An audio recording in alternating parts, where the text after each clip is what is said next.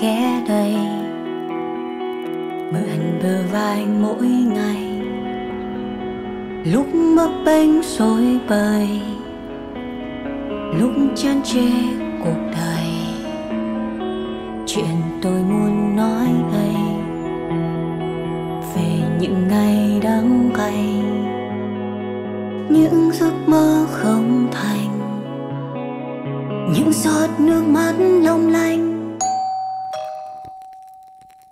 Chào em, mừng em đến với Tự Tình Lúc Không Giờ. Một người chưa trưởng thành sẽ nói anh yêu em vì anh cần em.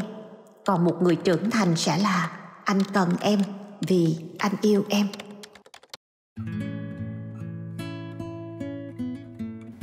Chào mừng Phương Phạm tới với studio của chị. Đây là lần đầu tiên chị được gặp em ở ngoài đời luôn á. Chị có xem MV em đóng, chị coi những cái postcard và nghe giọng của em á, thì không giống một anh chàng 23-24 tuổi cho lắm. Tại rất là trưởng thành. Dạ cảm ơn chị rất là nhiều bởi vì là ngày hôm nay đã mời em với Tự Tình Lúc Không Giờ. Thật sự là em rất là thích được ngồi xuống để ngồi buôn dưa lê, gọi là tâm sự cùng một ai đấy. Em có thích nhậu không? Nhậu thì em không, bởi vì là em không rượu bia thuốc lá. Em chỉ thích ngồi nói chuyện với bạn bè thôi. Và thường rằng là ví dụ nhóm bạn em đi chơi thì bọn em sẽ thích là ngồi tâm giao hơn là đi nhậu rồi đi ba sàn các thứ.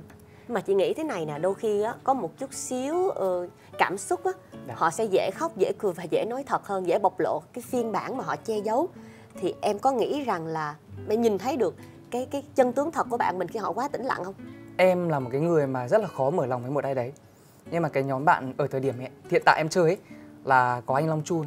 Thì đấy là cái người bạn đầu tiên mà từ bé đến lớn mà em gặp vào khoảng 2 năm trước. Là một cái người mà em sẵn sàng cởi mở và mở lòng hơn với người bạn đấy. Em bị một vấn đề về tâm lý từ hồi bé. Tức là bạn bè của em hồi xưa nó không được tốt. Vì thế mà em cứ hay kiểu bị là giấu hết tất cả mọi thứ vào trong lòng. Em không bị chia sẻ. Và một hôm thì cái giai đoạn mà em mới vào Sài Gòn thì em sang nhà anh Duy Khánh. Thì hôm đấy là anh quản lý của anh ý là biết xem thần số học. Thì anh có nói với em rằng là nếu như mà em tiếp tục là em ở thời điểm hiện tại mà em không chịu mở lòng ra với một ai đấy để có thể là dốc bầu tâm sự của mình, mà mọi thứ em nén vào bên trong, thì tương lai thì em sẽ dễ trầm cảm. Thế là em quyết định là từ ngày đấy trở về sau là em sẽ cố gắng là em mở hết lòng với bạn bè của em. Và bạn bè của em thì cũng đều là những cái người mà nó từng trải hơn em rất là nhiều. Và em nghĩ rằng là không nhất thiết phải là một chút gì đấy nó hơi men men thì mới lâng tâm sự được với nhau, mà bọn em đều là những cái người mà sẵn sàng cởi mở với nhau tất cả mọi vấn đề. Vậy là em cần nhiều số năm hơn để kết nối đúng không? Vâng. Trùng hợp quá, đây có 5 cái nến đang cháy luôn đó. Tâm linh chưa? Tại thần số học số của chị là số tâm linh mà. Vậy nên phải làm không về đêm. Chị có số tâm linh. Đúng rồi, ở đây treo một cái chuông gió, cứ đúng 12 đêm mà chuông reo là khách mời tới. Em nghĩ rằng là cái sự tâm linh tương thông của hai chị em mình nó cũng na ná nhau, nên là hôm nay chắc là sẽ nói chuyện hợp đấy chị. Bây giờ mới hiểu tại sao Tôn Phạm làm chương trình ở toàn buổi đêm không mà cái tông giọng rất là trầm ổn. Thì như là em nói, ngày xưa em có một vết thương vì em cảm giác em không tìm được tiếng nói chung nên em co người lại. Thì những người viết thư cho Tự Tình có thể buổi sáng họ rất là vui, họ như mặt trời, họ cố gắng làm việc, họ giao tiếp cực ổn, nhưng mà buổi tối về á, họ không thể tìm được một ai để chia sẻ một cách trực tiếp, không thể nhắn tin cho cái người chủ thể gây ra vấn đề trong tâm lý họ, mà họ sẽ viết thư cho một chương trình. Và hầu hết lá thư này đa số đều là em mệt mỏi, em bế tắc, nhưng lại không tìm một lời khuyên đích đáng, chỉ là muốn tìm một người nghe mình thôi. Em có sẵn sàng nghe trong đêm nay không? Có. Nếu như em có thấy điểm nào mà hơi lấn cấn hoặc là em tìm ra được cái vấn đề ở trong lứa tuổi của mình thì em giúp bạn nha. Dạ. Rồi.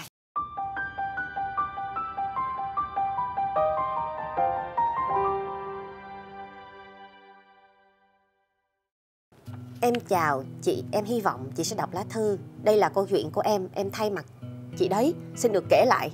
Nói sao chị nhỉ, chuyện bắt đầu vào 2 năm trước, chị quen anh qua mạng. Sau một thời gian tìm hiểu, hai người chính thức hẹn hò nhưng chưa công khai cho gia đình biết. Họ chỉ công khai cho bạn bè. Rồi đến một ngày chị ấy đi học xa và em thấy được sự buồn bã của hai người, nhưng không biết phải làm sao. Hai người họ cũng như bao cặp đôi yêu xa khác, ngày nào cũng gọi nhắn tin hàng ngày, có đôi lúc giận hờn và chia tay, nhưng mà cũng nhanh thôi, trở lại bình thường. Vào mấy tháng trước khi tình hình dịch ở bên ấy ổn, chị ấy trở về nhà, họ gặp nhau nói lời yêu thương, nhưng anh ấy lại đi làm cho một cô gái khác có thai. Chị tưởng là anh ấy đi làm mà anh ấy làm cho một cô gái khác có thai nha. Và anh ấy đã cưới, và cũng chính anh ấy hôm qua vẫn còn nói những lời yêu thương với chị của em. Chị hỏi sao lại làm vậy với chị, thì anh nói đó là sự cố và nhận về cho mình từ xin lỗi. Nhưng mà em là người ngoài cuộc, em biết đó không phải là sự cố, mà chỉ là những lời biện hộ cho những việc anh ấy đã làm với chị của em thôi. Nếu không yêu thì đừng gây thương nhớ, để rồi người đau khổ nhất vẫn là người ở lại. Cảm ơn chị vì đã nhận thư và mong chị cho em được giấu tên. Cái này là một cái vấn đề cũng hơi nhạy cảm so với lứa tuổi của mình tôi nhỉ. Thật sự rằng là đây là một cái mà vấn đề mà nó không phải là nhạy cảm với lứa tuổi của em, mà nó là em nghe xong mà nó gần như nó bị sốc luôn á. Thật ra ngày hôm nay nó yêu mình nhưng ngày mai yêu người khác thì nó lại là một vấn đề khác. Nhưng ngày hôm nay nó yêu mình và ngày mai lại làm cho người khác có thai và cưới họ, sau đó lại bảo là đấy là một sự cố, thì thực sự là nó như kiểu là một cái vết dao cứa vào cái tâm can của mình. Và như em nghĩ rằng là khi mà hai người yêu xa ấy, thì tức là họ đã chấp nhận là đặt cược vào tình yêu. Tức là yêu xa đã là 50-50 rồi, không biết đường nào mà lần cả. Em nghĩ là anh này là một người mà so với bản thân em tự thấy thôi thì là một người mà khá là tệ. Bởi vì khi mà mình yêu một ai đấy thôi thì mình sẽ cố gắng là đem tới những cái điều gì đấy nó tốt đẹp và nó vẹn toàn nhất cho cái người mà mình yêu. Anh ấy biết rằng là nếu như mà anh ấy yêu một người khác và làm cho một người khác có thai thì đấy là một cái sự mà nó rất là tàn nhẫn. Và nếu như mà anh ấy biết là điều đấy không tốt rồi và làm cho cái người phụ nữ mà mình đang yêu phải buồn, thì em nghĩ đấy là một cái sự mà độc ác nó rất là lớn dành cho cái người mà anh ấy yêu. Em nghĩ rằng là không có sự gì gọi là nhầm lẫn ở đây cả. Đủ lớn rồi thì sẽ có một cái ý thức. Trẻ con nó còn có ý thức nữa mà, đúng không chị? Chị thấy đấy không? Chị thấy chính xác, chị đang say sưa nghe tôi nói thì chị muốn biết góc nhìn của tôi. Chị cũng đồng ý với tôi là mình đầu tiên đồng cảm với bạn. Không có cái gì được gọi là nhầm lẫn. Không thể nhầm lẫn gặp một người tán tỉnh, một người nhầm lẫn ở trên bar, quen biết một người hoặc ở đâu đó, nhầm lẫn đưa người ta về phòng, nhầm lẫn cởi đồ và nhầm lẫn bắn trúng đích, để sau đó nhầm lẫn có bầu và lặp lại điều đó nhiều lần mới có thể. Thì nhưng mà nếu đó là người chị ruột của em hoặc là một người chị mà em rất yêu quý, em có bình tĩnh để khuyên không? Hay là em sẽ không biết phải làm gì vì em quá trẻ? Rất là nghe xong rồi em kiểu bị đồng cảm quá, và em cảm giác như kiểu là mình đang lắng nghe một cái người thân của mình bị như thế. Em nghĩ rằng là em chưa đủ lớn để có thể giải quyết được vấn đề đấy luôn, và em sẽ còn có một cái độ tuổi gì đấy gọi là bồng bột của tuổi trẻ. Vì thế mà em sẽ gọi điện ngay cho cái anh người yêu của chị em. Em sẽ hỏi rõ là tại sao như thế, tại sao lại đối xử với chị em như thế, tại sao anh còn yêu chị em và anh hứa hẹn với chị em là sau khi đi học sai, đi làm sai về sẽ cưới chị em, mà tại sao anh lại làm cho người phụ nữ kia có bầu. Tức là mình sẽ phải làm một cái gì đấy. Tức là cái tâm lý của người trẻ bọn em là sẽ cố gắng là làm cho cái người mà gây ra lỗi lầm phải chịu đựng tổn thương như thế. Em muốn trả thù lại. Anh làm tổn thương chị tôi thì anh cũng sẽ phải nhận lại từng đấy tổn thương. Thế em có đánh ông ấy không? Và anh sẽ phải trả giá. Nếu như mà xuất hiện trước mặt em thì em sẽ đánh. Bởi vì là em là một đứa mà rất là thương bạn bè và thương gia đình em. Không có bất cứ một ai được làm tổn thương những người mà em yêu thương nhất cả. Đó. Và nhưng mà bây giờ thì em đủ lớn hơn rồi. Thế nghĩ rằng là mọi thứ nó xảy ra, nó đều xảy ra vào đúng cái thời điểm mà nó phải xảy ra như thế. Em nghĩ rằng là đôi khi là ông trời cho chị em vào một cái tình huống, và một cái tình huống xấu như thế thì nó cũng là một cái cách để có thể bảo vệ bạn. Biết đâu người đàn ông này khi mà yêu nó lại là một người tốt, còn khi cưới về nó lại không phải là một người tốt thì sao? Thì đấy cũng là một cái cách để ông trời bảo vệ bạn. Thì em sẽ khuyên chị em rằng là nếu như mà chị là một người tốt, là một người phụ nữ chung thủy trong tình yêu, và là một cái người mà chị nghĩ rằng là bản thân chị đủ để có thể tìm được một người tốt hơn, thì em nghĩ rằng là thời gian tới ông trời sẽ cho chị gặp được một người tốt hơn. Em chỉ nói với cái bạn này rằng là hãy cố gắng là ở bên cạnh chị, an ủi chị. Còn mình cũng không thể nào mà tác động đến người kia, bởi vì là mọi sự nó đã rồi. Bởi vì em thấy rằng là khi mà mình đã cho một ai đó mà bước vào cuộc đời của mình thì mình phải chấp nhận cả những cái tổn thương, những cái mất mát và những cái vết đau mà người đấy đem lại. Và nếu như mà mình đã cho họ bước vào cuộc đời mình rồi thì mình sẽ phải chấp nhận sẽ có những cái tình huống đấy nó phải xảy ra. Rất là quyết đoán ha. Thế chị hỏi nha, nếu em là chàng trai đó. No. Không bao giờ có một trường hợp như thế, không bao giờ. Bởi vì là em đủ lớn để có thể là làm những cái gì có suy nghĩ. Và em rất là sợ làm tổn thương người khác. Và ví dụ như về những cái vấn đề như kiểu, một là ngoại tình, cái thứ hai là phản bội người yêu, cái thứ ba là bất hiếu với bố mẹ. Cái đấy là những cái vấn đề mà em xin khẳng định luôn là em sẽ không bao giờ làm. Cho nên là sẽ không bao giờ có trường hợp là nếu như mà em là anh đấy, không bao giờ có chuyện em là anh đấy được. Em rõ ràng giống như cách em từ chối rượu bia, mặc dù có thể bày ở trước mặt em, nhưng em nói không, đây không phải là thói quen của em. Em có một cái hệ giá trị rất rõ ràng. Nhưng ở đây mình dùng rất nhiều những trường hợp giá như.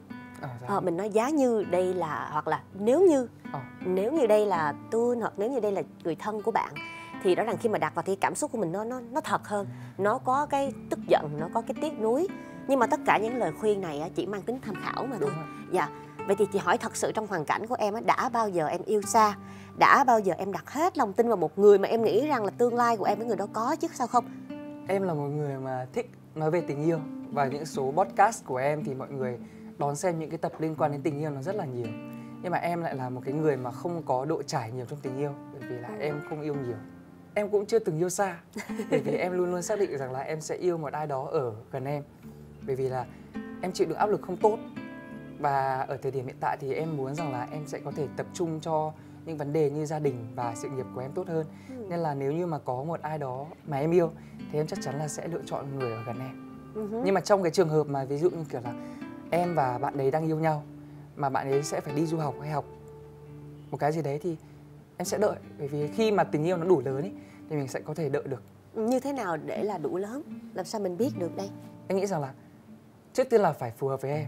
Em mong muốn là em càng yêu tương lai sau này nó sẽ có một cái sự gì đấy nó bình đẳng với nhau, về tiền bạc và về vị trí xã hội. Với cả em sẽ cố gắng tìm một ai đó mà kiểu đạo đức đủ tốt. Nhưng mà đương nhiên là mình không thể nào mà bắt buộc người yêu của mình phải thế được. Phải có giấy khen chứ đúng không? Phải giấy khen là mình là một cái cậu bé ngoan, đạo đức tiếp tốt, xuất sắc thì mới được quen à. Với cả em thấy rằng là không phải là khi mà yêu rồi thì mình mới biết người kia là người như thế nào đâu. Và mình nghĩ rằng là cái thế giới quan của mình nếu mà có đủ rộng và cái sự hiểu biết của mình nó đủ sâu ấy, thì trước khi mà mình tìm hiểu hay là quen một ai đó thì mình đã biết được là họ là một người như thế nào rồi. Mình xem cái cách mà họ ra ngoài đường, họ đối xử với những người yếu thế hơn họ, họ đối xử với những bạn nhân viên phục vụ, họ đối xử với gia đình họ như thế nào, thì mình có thể biết rằng là cái đạo đức của người này như thế nào. Và cái thứ hai rằng là em thích một cái người mà kiểu có một cái nền học thức đủ tốt. Thì em nghĩ rằng là khi mà họ có một cái trí thức đủ sáng thì họ sẽ có thể là cư xử sáng suốt hơn. Như bạn bảo ấy, là khi mà yêu vào thì mình không thể lựa chọn được cái người mình yêu. Mình có thể lựa chọn chứ. Đó là một chàng trai vô cùng lý trí nha mọi người. Một chàng trai chọn người để yêu và chọn cách để yêu, và chọn cái kiểu, cái hoàn cảnh, mà đôi khi chọn luôn cái thời gian để mình yêu. Và chọn khoảng cách là ví dụ không muốn yêu xa thì yêu gần. Em có những cái nguyên tắc. Nhưng em có nghĩ là rất nhiều người cũng đã có một cái vũ trụ nguyên tắc, một cái bản nội quy mà họ thuộc lòng với bản cửu chương ấy. Rồi sau đó họ fall in love, có nghĩa là họ bị đẩy vào cái hố tình yêu. Họ yêu đúng một cái người mà chả liên quan gì đến cái nguyên tắc của họ cả. Cái đó là cái chuyện không phải của năm 24 tuổi. Đúng rồi. Đó có thể là chuyện của năm 26, năm 30. Em nói em không bao giờ yêu những người nhỏ tuổi hơn, rồi em gặp một người nhỏ hơn em mười mấy tuổi và em thích. Hoặc là em nói em không bao giờ yêu xa và cuối cùng người yêu của em lại không bao giờ mà ở bên cạnh em khi em cần, em vẫn yêu. Thì cái đó mới gọi là yêu đắm, yêu đuối, yêu không có lý trí, yêu không dùng não. Em có nghĩ đến chuyện đó không? Thật ra là mọi thứ nó chỉ đúng ở cái thời điểm nói thôi. Giống như kiểu là em nói là em không ngoại tình, em không cắm sừng, rồi em không biết hiểu bố mẹ, thì đấy là những cái mà em tuyên thệ. Còn những cái mà em nói là em sẽ chọn người này, sẽ chọn người kia, thì nó chỉ đang đúng ở cái thời điểm mà em ở độ tuổi 24 thôi. Bởi vì là em cũng chưa có một cái độ trải nhiều như chị hay là những khách mời khác. Thì em chỉ muốn nói là ở thời điểm hiện tại thì em sẽ cố gắng là lựa chọn như vậy. Khi mà mình là con người thì sẽ có những cái mà nó không mong muốn, và sẽ có những cái mà mình sẽ sai lầm. Nhưng mà mình sẽ cố gắng rằng là mình sẽ làm đúng ngay từ những bước đầu tiên luôn. Giống như trồng một cái cây non khỏe mạnh trước cái đã, rồi sau này mới biết cái tán cây nó có tốt hay không, đúng không? Có thể là bạn trẻ mà viết cho mình lá thư này rất là bức xúc giùm cho người bạn thân của mình, nên muốn gửi tâm sự qua Tự Tình, vì có thể bạn ấy cũng hoang mang. Tôi là đời đầu của Gen Z, tôi trẻ quá, tôi không biết phải làm sao. Giống như trong phim bước ra cái tình trạng như thế này. Nhưng thật sự là với sự đồng cảm của em, chị tin rằng bạn đã cảm thấy rằng may mắn hơn. Vì cái người có thai và phải kết hôn với một anh chàng đẻo cán như vậy, hoặc là một anh chàng mà có nhiều sự lựa chọn và có nhiều cái lời xin lỗi muộn màng như vậy thì không phải là chị bạn ấy. Thường thì chị học được một điều khi mà ngồi ghế host của Tự Tình, nó lắng nghe các anh chị chia sẻ là mình sẽ không có đổ lỗi cho số phận. Đúng rồi. Mình chỉ có thể quyết định những cái lựa chọn sau này thôi. Nên chị nghĩ rằng với những sự có mặt của tôi ngày hôm nay nó rất là ấm áp. Vì chị thấy được là trong ánh mắt của em khi em nhắc về những tuyên thệ, khi em nhắc về sự chính trực trong tình yêu, là em thật sự mong muốn điều đó. Giống như em muốn được tỉnh táo, muốn được kết nối với bạn bè, muốn được người ta thấu hiểu. Thì chị tin là các bạn viết thư về cho chương trình cũng còn rất trẻ. Và các bạn thật sự tin tưởng những lời tôi nói để nhìn ra những cái hạt giống tốt. Thì tôi khi làm những chương trình về tình yêu mà mình không có nhiều kinh nghiệm, em cũng có một cái thiện ý như vậy phải không? Khi mà em làm những cái số podcast về tình yêu của em, đầu tiên là em sẽ có khách mời. Hoặc là nếu như mà có tập nào không có khách mời thì em sẽ ngồi tâm sự với các bạn. Trên phương diện là một cái người mà không có tình yêu đẹp lắm. Và em sẽ đứng trên phương diện là một người không yêu nhiều để nói về cái vấn đề đấy, để mọi người có cái nhìn đa diện nhiều chiều hơn. Thế là tỉnh táo hơn vì chúng tôi không yêu nhiều, không đắm, không đuối vô đó. Vâng, thì giống như kiểu là bình thường mọi người hay nói về tình yêu, tức là những người mà đã đi qua rất nhiều mối tình rồi và họ chia sẻ lại. Nhưng mà em lại trên cương vị mới, tức là em lại có một cái góc nhìn khác hơn, là một người mà không yêu nhiều, nói về tình yêu. Và em thấy rằng là mọi người cũng đón nhận khá là nhiều. Thường thường em tâm sự như thế nào, em có thể giống như đây là cái phòng của em đi, em sẽ bắt đầu câu chuyện ra sao? Giống như kiểu là hôm trước thì em có một cái số em nói rằng là có phải lúc nào chúng ta cũng cần tình yêu hay không? Và độ tuổi nào thì là cái độ tuổi phù hợp nhất để chúng ta có thể yêu. Đó, thì em cũng đọc có 3 lá thư các bạn gửi về cho em, rồi các bạn hỏi vấn đề là cứ đến buổi tối là em cảm thấy rất là tủi thân. Và em không biết là tâm trạng của em lúc đấy là như thế nào. Em nửa muốn có người yêu, nửa không. Nếu như có người yêu thì em không dành thời gian được cho bạn ấy. Và nếu như mà không có người yêu thì em cảm thấy rất là buồn. Thì em không biết rằng là em có sẵn sàng để đón nhận tình yêu hay không. Thì em có đưa ra lời khuyên cho bạn ấy rằng là nếu như mà cậu tự đặt câu hỏi là cậu có cần tình yêu vào cái thời điểm đấy hay không, thì cậu phải tự hỏi chính bản thân cậu.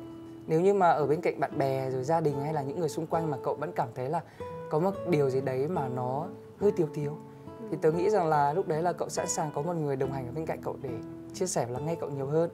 Nhưng mà bạn ấy lại bảo là khi mà em có người yêu thì em không thể dành thời gian được cho người yêu của em. Thì em cũng đưa ra một lời khuyên cho bạn rằng là nếu mà bạn không dành thời gian được cho người mà bạn yêu ấy, chỉ có thể là người đấy bạn chưa đủ yêu thôi.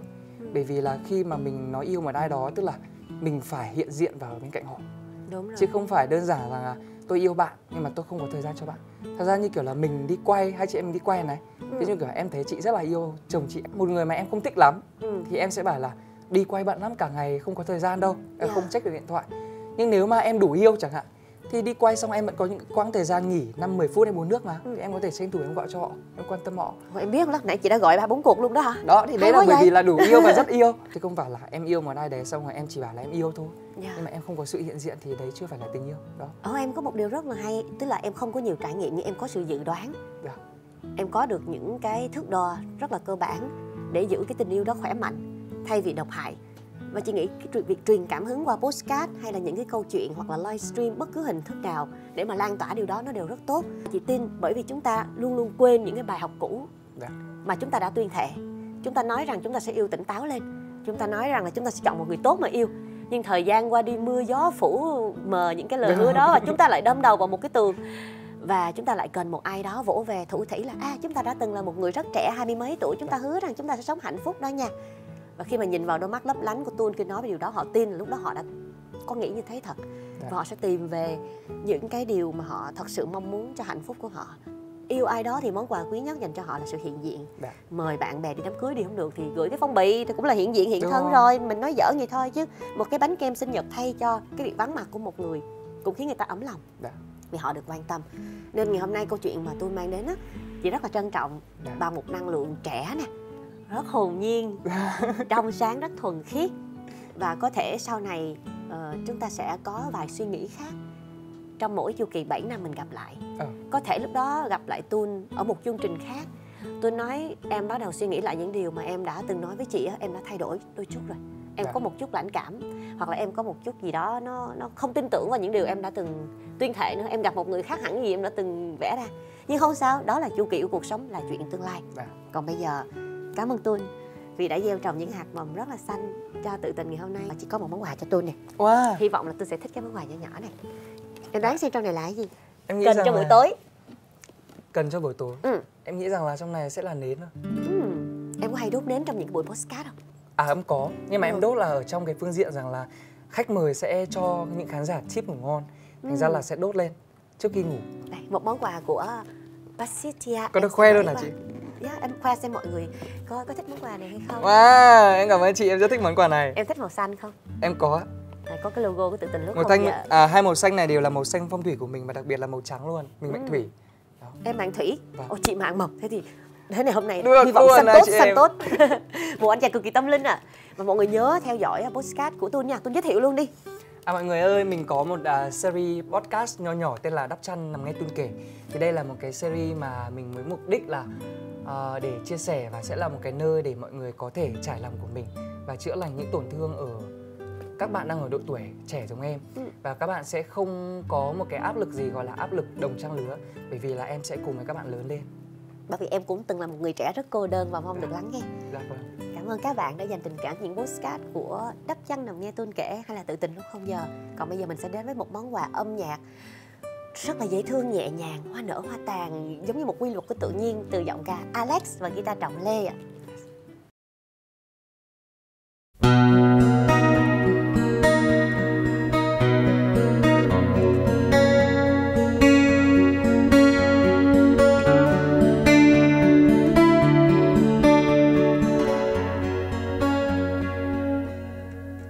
Có những ngày ta không làm gì, từ trong lòng trôi vơi để trái tim được nghỉ ngơi. Có những mùa hoa nở đêm tàn, tựa như mùa đông tới để cánh hoa thêm rụng rơi. Từ tận sâu mùi hương thơm ấy là những ngày mưa mà không ai thấy. Từ tận trong lòng luôn cố gắng mà mấy ai hay. Gió đưa hoa về từng nơi, mùi hương đã bay theo gió. Trước khi hoa tàn, trước khi bẽ bàng, đã nên tình duyên cho ai. Ngõ nơi em về, ngõ trao câu thề là nơi hoa nở. Cánh hoa chưa tàn, cớ sao tay nàng vội vàng, bỏ rơi mùa hoa đang tới, hoa nở để tàn. Những ngày trong trên ấy, cậu bỏ tớ ở đâu? Tớ một mình ngồi khóc, còn cậu tìm cô dâu. Cậu nói còn thiếu tớ những săn sóc thật lòng. Cậu không thiếu gì cả, từ đầu vốn rỗng không. Tớ chẳng ngăn cậu lại, giữ trong tim đủ rồi. Lá thư này cất mãi, có gửi cũng thế thôi. Chúc cho cậu hạnh phúc, đầy đủ và an vui. Đừng gặp nhau nữa nhé, đau như thế đủ rồi.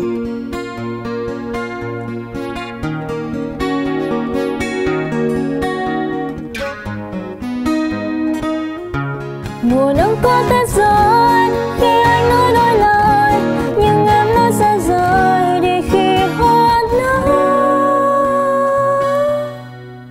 Ngàn mùa như một hoa chỉ bay sau khi rơi. Gió đưa hoa về từng nơi, mùi hương đã bay theo gió. Trước khi hoa tàn, trước khi bẽ bàng, đã nên tình duyên cho ai. Ngõ nơi em về, ngõ treo câu thề là nơi hoa nở. Cánh hoa chưa tàn, cớ sao tay nàng vội vàng, bỏ rơi mùa hoa đang tới, hoa nở để tàn. Hoa nở để tàn, Alex Trọng Lê.